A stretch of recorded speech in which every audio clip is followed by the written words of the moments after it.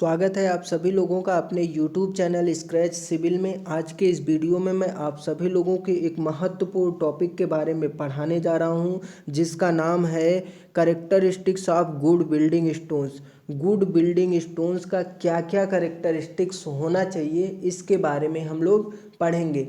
जब हम लोग पत्थर को सेलेक्ट कर रहे हैं, यानी कि पत्थर को चयन कर रहे हैं किसी भवन निर्माण के लिए, तो हमें कौन कौन से बातों का ध्यान रखना चाहिए, उसी के बारे में हम लोग पढ़ने वाले हैं। तो जब हम लोग पत्थरों का चयन करते हैं, यानी कि पत्थरों को सेलेक्ट करते हैं, तो पत्थर की संरचना हमें देखनी होती है, पत्थर का गठन कैसा है, पत्थर में सामर्थ्य कितनी है, पत्थर की कठोरता कितनी है, टिकाऊपन है कि नहीं, सरंध्रता है, रंग है। इन सब का हम लोग विशेष ध्यान रखते हैं जब किसी भी बिल्डिंग स्टोन्स के बारे में हम लोग स्टडी करते हैं। तो उनकी क्या कैरेक्टरिस्टिक्स होना चाहिए, क्या उनका स्पेसिफिकेशन होना चाहिए, इसी के बारे में हम लोग इस वीडियो में पढ़ने वाले हैं। तो आइए शुरू करते हैं। सबसे पहले हम लोग पत्थर का क्या देखेंगे, रूप कैसा होना चाहिए। पत्थर का रूप आकर्षक होना चाहिए। हल्के रंग वाले पत्थर अच्छी सुंदरता प्रदान करते हैं, ये टिकाऊ भी होते हैं। तो कौन कौन से पत्थर सुंदर होते हैं और टिकाऊ होते हैं। तो रूप कैसा होना चाहिए, आकर्षक होना चाहिए, सबको पता चल गया। ग्रेनाइट, संगमरमर, स्लेट एवं सहट चूना पत्थर अच्छे माने जाते हैं, यानी कि इनकी सुंदरता अच्छी होती है, देखने में आकर्षक होते हैं। तो पत्थर कैसा होना चाहिए, पत्थर का कैरेक्टरिस्टिक्स कैसा होना चाहिए, आकर्षक होना चाहिए, देखने में अच्छे हों। ठीक, अगला जो हम लोग बात करेंगे, संरचना के बारे में बात करेंगे। तो पत्थर की संरचना कैसी होनी चाहिए, होमोजीनियस होनी चाहिए, क्लोज ग्रेन्ड होना चाहिए या क्रिस्टलाइन होना चाहिए। होमोजीनियस का मतलब क्या होता है, होमोजीनियस का मतलब यही होता है कि पत्थर के अंदर जितने भी खनिज पदार्थ या जिन भी मटेरियल से अपना पत्थर बनना है, तैयार हुआ, वो उसकी सारी प्रॉपर्टी क्या हो, सेम है, उसकी सभी की सभी प्रॉपर्टी सेम हो, यही मतलब होता है होमोजीनियस का। क्लोज ग्रेन्ड होने चाहिए, मतलब जो भी उसके अंदर मटेरियल उपस्थित हैं वो आपस में क्या हो, सटे हो, क्लोज ग्रेन्ड हो। तो ये ऐसा होना चाहिए। संरचना अपना क्रिस्टलाइन होना चाहिए, होमोजीनियस होना चाहिए और क्लोज ग्रेन्ड होना चाहिए। एक अच्छा पत्थर वही होता है। अगला है, हम लोग गठन देखेंगे। पत्थर का गठन कैसा होना चाहिए। जब हम लोग पत्थर को तोड़ें, उसकी सतह को तोड़ें, तो उसकी सतह हमें कैसे दिखाई देना चाहिए, समान दिखाई देना चाहिए, साफ एवं चमकीली दिखाई देना चाहिए, यानी कि पत्थर का गठन अच्छा होना चाहिए। गठन को हम लोग टेक्सचर बोलते हैं। अगला है सामर्थ्य। सामर्थ्य के बारे में सभी लोगों को पता होगा। हम लोग उसी पत्थर को सेलेक्ट करेंगे या उसी पत्थर का चयन करेंगे जिसकी सामर्थ्य क्या हो, अच्छी हो। ठीक, उस पत्थर के अंदर क्या हो, स्ट्रेंथ अच्छी खासी हो। इनकी सामर्थ्य अधिक होनी चाहिए। पहले मैं बता दिए, एक अच्छे भवन पत्थर की सामर्थ्य कितनी होती है, मैं ये बता दे रहा हूँ। एक अच्छे भवन पत्थर की सामर्थ्य जो होती है, 1000 kg पर सेंटीमीटर स्क्वायर होना चाहिए। इतना स्ट्रेंथ होना चाहिए, वही पत्थर अच्छा माना जाएगा। इससे ऊपर है तो और अच्छा है, मतलब इससे कम नहीं होना चाहिए। अगर हम लोग उसे बिल्डिंग पर्पज के लिए यूज कर रहे हैं तो 1000 kg पर सेंटीमीटर स्क्वायर होना चाहिए। तो सामर्थ्य कितना होना चाहिए, 1000 kg पर सेंटीमीटर स्क्वायर होना चाहिए। भारीपन होना चाहिए, पत्थर में भारीपन, यानी कि जितना ज़्यादा उसकी स्पेसिफिक ग्रेविटी होगा उतने ज़्यादा उस पत्थर में भारीपन होगा। ठीक, और वो जितने ज़्यादा भारीपन होगा उतने ज़्यादा पत्थर मजबूत होगा। तो एक अच्छे पत्थर की स्पेसिफिक ग्रेविटी 2.8 से अधिक होता है। सघन पत्थर का भार, यानी कि जो अच्छे भार होते हैं उन पत्थर का स्पेसिफिक ग्रेविटी जनरली 2.8 या 2.4 के बीच में होना चाहिए। खुले गठन वाले भार कितने होते हैं, 2.4। तो स्पेसिफिक ग्रेविटी कहाँ से कहाँ तक लाई करना चाहिए, 2.8 से लेकर 2.4 तक लाई करना चाहिए। अगर इतना हमें स्पेसिफिक ग्रेविटी मिल रहा है तो पत्थर भवन निर्माण के लिए हम लोग यूज कर सकते हैं। उसके बाद है, हम लोग कठोरता देखते हैं। इनकी कठोरता अधिक होनी चाहिए। चाकू से निशान बनाने से सतह पर निशान नहीं पड़ना चाहिए, यानी कि ऐसे पत्थर यूज करना चाहिए हमें भवन निर्माण के लिए जिनकी कठोरता अधिक हो। अगर उस पर हम लोग स्क्रैच वगैरह करें तो स्क्रैच का निशान ना आए। चिमड़ापन होना चाहिए, यानी कि पत्थर क्या होना चाहिए, काफ़ी टफ होना चाहिए। चिमड़ापन का कठोर और हार्डनेस और टफनेस में अंतर क्या होता है? हार्डनेस मतलब क्या, पत्थर कितना हार्ड है, मतलब स्क्रैच कर रहे हैं तो उसमें स्क्रैच ना है। और टफनेस का मतलब क्या होता है, ये भी उसी से रिलेटेड है, हार्डनेस से। लेकिन चिमड़ापन का मतलब है पत्थर तो हार्ड होना ही होना चाहिए, लेकिन उसमें क्या हो, बेंडिंग वाली भी प्रॉपर्टी, मतलब बेंड को भी रजिस्ट करे और ट्विस्ट को भी रजिस्ट करे, तो ऐसा होना चाहिए पत्थर। हार्ड तो होना ही होना चाहिए, इसके साथ वो पत्थर क्या करे, बेंडिंग फोर्स अगर उस पत्थर पे लग रहा उसको भी सहे, और ट्विस्ट हो रहा अगर हम उस पत्थर को घुमा रहे हैं तो घुमाने पर भी उसके अंदर क्या हो, वो आसानी से घूमे ना। तो ऐसे पत्थर का हम लोग यूज करना चाहिए अपने बिल्डिंग कार्यों के लिए। तो कठोरता और चिमड़ापन का मतलब आप लोग समझ गए होंगे।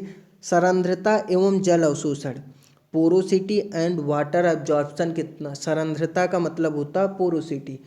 तो जो पत्थर हम लोग भवन निर्माण के लिए यूज कर रहे हैं, उस पत्थर में बहुत ज़्यादा पोरोसिटी नहीं होना चाहिए, बहुत ज़्यादा वाटर नहीं एब्जॉर्ब करना चाहिए, एक लिमिट में होना चाहिए। ऐसा नहीं कि वो आइडियल कंडीशन में होगा, लेकिन कुछ ना कुछ तो लिमिट होना चाहिए उसके अंदर। वो लिमिट कितना होना चाहिए, इसमें छिद्रों की संख्या तथा पानी सोखने की क्षमता कम होनी चाहिए। पत्थर को अपने भार का 10% से अधिक पानी नहीं सोखना चाहिए।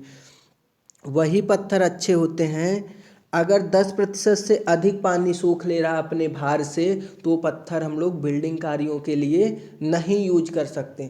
वही पत्थर अच्छे होते हैं जो अपने भार के 10% से कम पानी को अवशोष मतलब शोषित करते हैं, मतलब अवशोषण करते हैं। अगर 10% से ज़्यादा सोखते हैं तो ऐसे पत्थर को हम लोग इंजीनियरिंग कार्यों या बिल्डिंग कार्यों के लिए नहीं यूज कर सकते। सुकार्यता कैसे होनी चाहिए, सुकार्यता मतलब वर्केबल, पत्थर पर हम लोग आसानी से काम कर सके। तो पत्थर सुकार्य होने चाहिए, ना तो बहुत ज़्यादा कठोर होने चाहिए, ना बहुत ज़्यादा सॉफ्ट होने चाहिए। तो यही होता है सुकार्यता।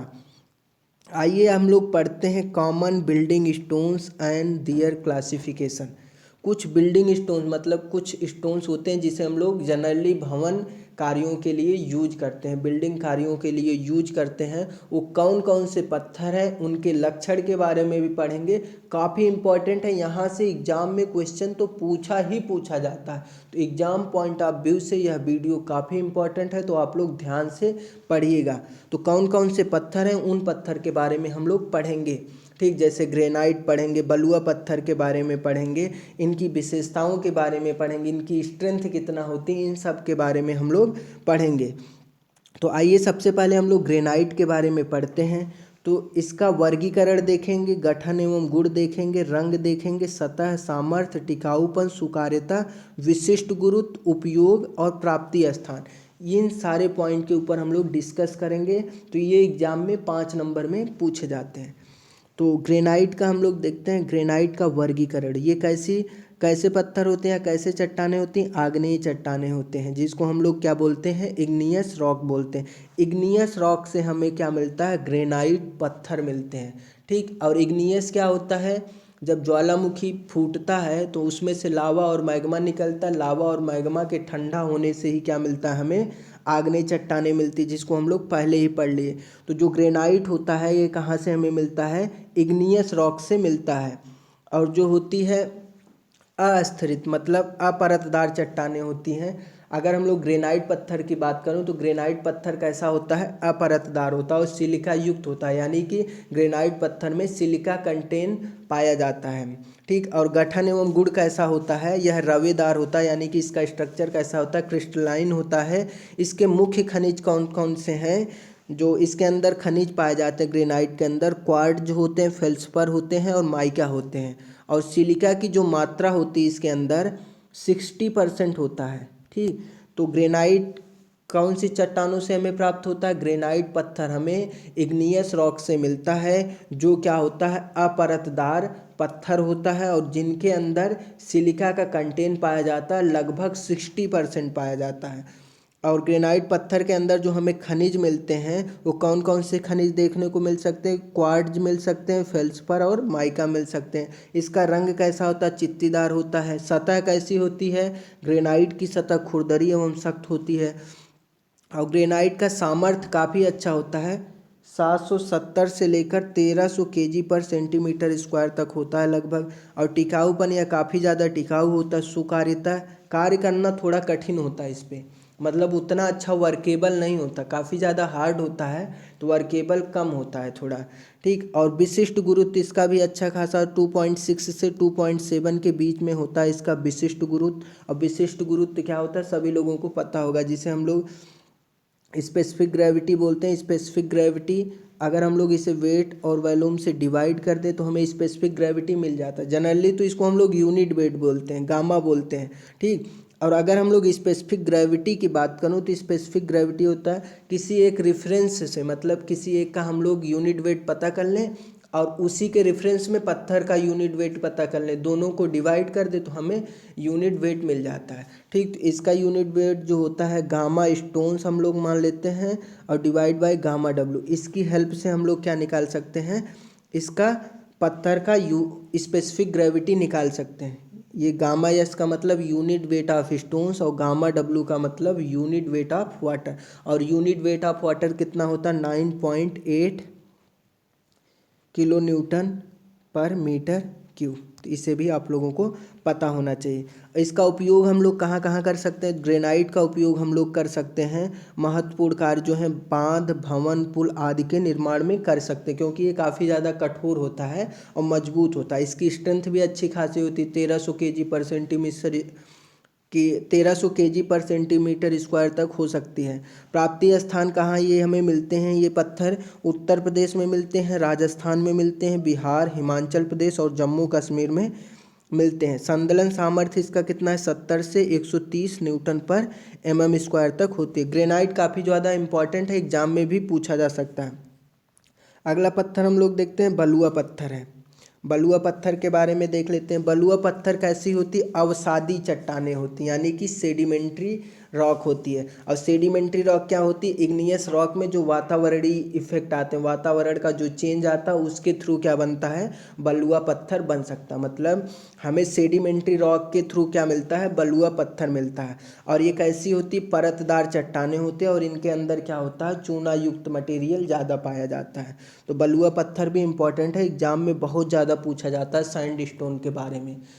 ठीक, तो सैंड स्टोन के बारे में हमें पता होना चाहिए। इसका वर्गीकरण तो पता चल गया, ये कैसी होती है, सेडिमेंट्री रॉक होती है जो कि कैसा होता है, परतदार होता है और इसके अंदर जो कंटेंट होता है चूना युक्त होता है। ठीक, कैल्शियम कंटेनिंग रॉक होता है। गठन एवं गुण क्या होता है, मुख्य खनिज इसके अंदर जो खनिज पाए जाते हैं क्वार्ट्ज पाए जाते हैं। ठीक, और इसका सामर्थ्य कितना होता है 600 केजी पर सेंटीमीटर स्क्वायर होता है। इसकी सामर्थ्य थोड़ा कम होता है। रंग कैसा होता है इसका, सफ़ेद, लाल, हरा, पीला, भूरा, नीला, इन रंगों में पाए जाते हैं सैंडस्टोन। टिकाऊपन या टिकाऊ होता है, कठोरता कम होता है, कठोरता कम होगा तो वर्केबल भी होगा। अब विशिष्ट गुरुत्व क्या होता है 2.65 से 2.95 के बीच में होता है। उपयोग हम लोग भवन कार्यों के निर्माण में कर सकते हैं, अलंकारिक कार्यों में भी कर सकते हैं। प्राप्ति स्थान है इसका हिमाचल प्रदेश, उत्तर प्रदेश, राजस्थान, बिहार, बंगाल, मध्य प्रदेश, कश्मीर आदि जगहों पर ये पाए जाते हैं। तो बलुआ पत्थर भी काफ़ी ज़्यादा इम्पॉर्टेंट है एग्जाम पॉइंट ऑफ व्यू से, ये काफ़ी ज़्यादा एग्जाम में पूछा भी गया है सैंडस्टोन। तो सैंडस्टोन हमें कौन से रॉक से मिलता है, सेडिमेंट्री रॉक से मिलता है। और एक ऐसी चट्टानें होती हैं परतदार होती हैं और इनके अंदर जो कंटेंट पाया जाता है वो कैल्शियम के कंटेंट पाए जाते हैं, यानी कि चूना युक्त चट्टानें होती हैं, चूना युक्त पत्थर होता है। और इसका जो सामर्थ्य होता है 650 केजी पर सेंटीमीटर स्क्वायर होता है। और संतुलन सामर्थ्य कितना होता है 60 से 65 न्यूटन पर mm स्क्वायर होता है। अगला हम लोग देखते हैं चूना पत्थर। ठीक, बलुआ पत्थर क्या होता है, लाइम स्टोन होता है और ये क्या होता है, बलुआ पत्थर को हम लोग सैंड स्टोन बोलते हैं और चूना पत्थर को लाइम स्टोन बोलते हैं। वर्गीकरण ये भी अवसादी चट्टानें ही होती हैं, यानी कि हमें सेडिमेंट्री रॉक के थ्रू लाइम स्टोन मिलता है। ये कैसे होते, परतदार होते हैं, इसमें भी चूना युक्त होता है। जो अपना लाइम स्टोन होता है इसमें भी चूना के ही कंटेंट पाए जाते हैं। गठन एवं गुण, इसमें मुख्य खनिज चूने का कार्बोनेट होता है जिसमें silica, aluminium, iron oxide, magnesia आदि मिल सकते हैं। ठीक, खनिज का मतलब सभी लोग जानते होंगे जो पत्थर के अंदर मौजूद होते हैं, ठीक उसी जिस खनिज से मिलकर अपना पत्थर बना है, तो इसमें जो इम्पोर्टेंट खनिज होता है वो चूने का कार्बोनेट होता है, ठीक। तो सैंड स्टोन भी किसका होता है, सेडिमेंट्री रॉक का ही पत्थर होता है। लाइम स्टोन भी सेडिमेंट्री का ही होता है। इसका भी रंग कैसा होता है, सफ़ेद, मटियाले, भूरे एवं पीले रंग का होता है। इसकी सामर्थ्य क्या होता है, सैंड स्टोन से थोड़ा सा कम होता है। इसका होता है 550 kg/cm²। सामर्थ्य कम है तो इसके अंदर सुकार्यता भी अच्छा खासा, मतलब ये वर्केबल होगा, इस पर हम लोग आसानी से कार्य कर सकते हैं। यह कम टिकाऊ होती है, ठीक, क्योंकि इसका सामर्थ्य कम है तो इसलिए इसकी वजह से टिकाऊ कम होगी। कठोरता कठोर हो सकती है और नहीं भी हो सकती है। विशिष्ट गुरुत्व क्या होता है, 2 से 2.75 के बीच में होता है। उपयोग हम लोग कहाँ कर सकते हैं, औद्योगिक पत्थर, चूना, सीमेंट बनाने में यूज कर सकते हैं हम लोग लाइम स्टोन का। प्राप्ति स्थान, लाइम स्टोन पत्थर हमें कहाँ पर मिलते हैं, हिमाचल प्रदेश में मिलते हैं, उत्तर प्रदेश में भी मिलते हैं, राजस्थान, बिहार, मध्य प्रदेश और बंगाल में मिलते हैं। संदलन सामर्थ्य इसका भी कम होता है, 50 से 55 Nm² के बीच में होता है। अगला जो है basalt and trap. Basalt and trap तो कई बार एग्जाम में पूछा गया है, 10-12 बार एग्जाम में पूछा गया, तो इसे अच्छे से प्रिपेयर कर लेना सभी लोग, ठीक, इसे याद कर लेना, इस बार भी एग्जाम में पूछा जाएगा। तो इसके बारे में देखते हैं वर्गीकरण। ये आग्नेय, स्तरित और सिलिका युक्त होता है। बसाल्ट एंड ट्रैप किससे बनता है, इग्नियस रॉक से बनता है।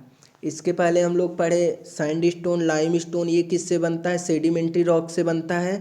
और जो बसाल्ट एंड ट्रैप स्टोन्स होते हैं ये किससे बनता है, इग्नियस रॉक से बनता है, ठीक। और ये कैसे होते हैं, अपरतदार होते हैं और इनके अंदर जो कंटेंट पाया जाता है वो सिलिका के कंटेंट पाए जाते हैं। गुण एवं घटक, इसमें सिलिका, एल्युमिनियम, फेल्सपर और हार्नवेलेंड लौह ऑक्साइड होते हैं, यानी कि इनके अंदर जो खनिज पाए जाते हैं वो क्या होते हैं, सिलिका, एल्युमिनियम, फेल्सपर। और रंग इनका कैसा होता है, पीला, नीला, हरा, भूरा, इन रंगों में पाए जाते हैं बसाल्ट एंड ट्रैप। इसकी सामर्थ्य अच्छी खासी होती है, ठीक, इसको हम लोग रोड कार्यों के लिए यूज कर सकते हैं, रेल कार्यों में भी यूज करते हैं, ठीक। तो काफ़ी इंपॉर्टेंट है। इसकी सामर्थ्य जो होती है 1530 से 1890 kg/cm² तक हो सकती है। टिकाऊपन, ये काफ़ी ज़्यादा टिकाऊ होते हैं। और सामर्थ्य ज़्यादा है तो सुकार्यता क्या होगा, कम होगा, यानी कि वर्केबल उतना अच्छा नहीं होगा, आसानी से इस पे कार्य नहीं कर सकते। विशिष्ट गुरुत्व 3.0 होता है। कठोरता, ग्रेनाइट से भी कठोर होते हैं, ठीक। ग्रेनाइट भी, वैसे भी जो कठोर पत्थर होते हैं वो कहाँ से मिलते हैं, हमें इग्नियस रॉक के ही मिलते, इग्नियस रॉक के थ्रू ही मिलते हैं। और इग्नियस रॉक क्या होता है सबको पता है, ठीक। उपयोग क्या है, भवनों, नींवों, मिट्टी के रूप में, रोड कार्यों में भी हम लोग यूज कर सकते हैं। प्राप्ति स्थान कहाँ पर है इसका, मध्य प्रदेश में पाया जाता है, महाराष्ट्र और बंगाल में पाए जाते हैं। संदलन सामर्थ्य कितना होता है, 150 से 190, 150 से लेकर 190 Nm/mm²। जो इम्पॉर्टेंट पॉइंट है ये पता होना चाहिए, ये कहाँ से बनता है, बसाल्ट एंड ट्रैप हमें मिलता है इग्नियस रॉक से मिलता है। इसके अंदर सिलिका कंटेनिंग होता है, मतलब सिलिका युक्त होता है। और इसके अंदर जो खनिज मिलते हैं वो क्या होते हैं, फेल्सपर होते हैं, सिलिका होते हैं, एल्युमिनियम होते हैं। विशिष्ट गुरुत्व भी याद होना चाहिए और सामर्थ्य याद होना चाहिए, यही याद होना चाहिए, ठीक। और संगमरमर के बारे में हम लोग जान लेते हैं। संगमरमर को इंग्लिश में मार्बल बोलते हैं, इंग्लिश में क्या बोलते हैं, मार्बल। वर्गीकरण, कायांतरित, स्तरित, चूनामय। ये मेटामॉर्फिक रॉक होता है, ठीक। और मेटामॉर्फिक रॉक क्या होता है पता ही है सबको, हम लोग मेटामॉर्फिक रॉक क्या होता है, इग्नियस से भी मिलकर बन सकता है या सेडिमेंट्री से मिलकर बन सकता है। कैसे बनता है, इसके ऊपर हम लोग एक क्या करते हैं, पर्टिकुलर टेम्परेचर या दबाव के थ्रू क्या होता है ये तैयार होता है, जो कि दोनों प्रकार की रॉक हो सकती है, सेडिमेंट्री भी हो सकती है और इग्नियस भी हो सकती है, ठीक। तो ये कैसी होती है, मेटामॉर्फिक रॉक होती है, जिसे हिंदी में हम लोग कायांतरित चट्टानें बोलते हैं। तो संगमरमर अपना कहाँ से मिलता है, मेटामॉर्फिक रॉक से मिलता है। इसके गुण एवं घटक, यह चूना पत्थर के रूपांतरण से प्राप्त होता है। इसके अंदर जो खनिज पाए जाते हैं सिलिका, एल्युमिनियम, मैग्नीशिया, इनके खनिज पाए जाते हैं। इसकी सामर्थ्य क्या होती है, 720 kg/cm² तक हो सकती है। यह टिकाऊ होते हैं। कठोरता या मुलायम होती, बहुत ज़्यादा कठोर नहीं होती। सुकार्यता, कार्य करना आसान होता है। तो मार्बल भी पूछा जाता है, सबसे ज़्यादा बेसाल्ट एंड ट्रैप पूछा जाता है, सैंडस्टोन पूछा जाता है, लाइम स्टोन पूछा जाता है। विशिष्ट गुरुत्व इसका कितना होता है? 2.65 होता है मार्बल का। और उपयोग कहाँ कर सकते हैं? उच्च श्रेणी के भवनों में, कलात्मक कार्यों में, मूर्ति के निर्माण में। प्राप्ति स्थान उत्तर प्रदेश, राजस्थान, गुजरात, आंध्र प्रदेश, मध्य प्रदेश आदि राज्यों में पाए जाते हैं। उसके बाद नाइस के बारे में हम लोग जान लेते हैं। नाइस भी कैसी चट्टानें हैं? कायांतरित चट्टानें हैं, ठीक, यानी कि मेटामॉर्फिक रॉक से बनता है नाइस, ठीक। और सिलिका कंटेनिंग होता है। इसकी सामर्थ्य नाइस की सामर्थ्य बहुत ज़्यादा होता है। कितना होता है? 2100 kg पर सेंटीमीटर स्क्वायर। यह टिकाऊ होता है, काफ़ी कठोर होता है। अगर कठोर होगा तो सुकारिता यानी कि वर्केबल कम होगा। विशिष्ट गुरुत्व कितना होता है? 2.69 होता है।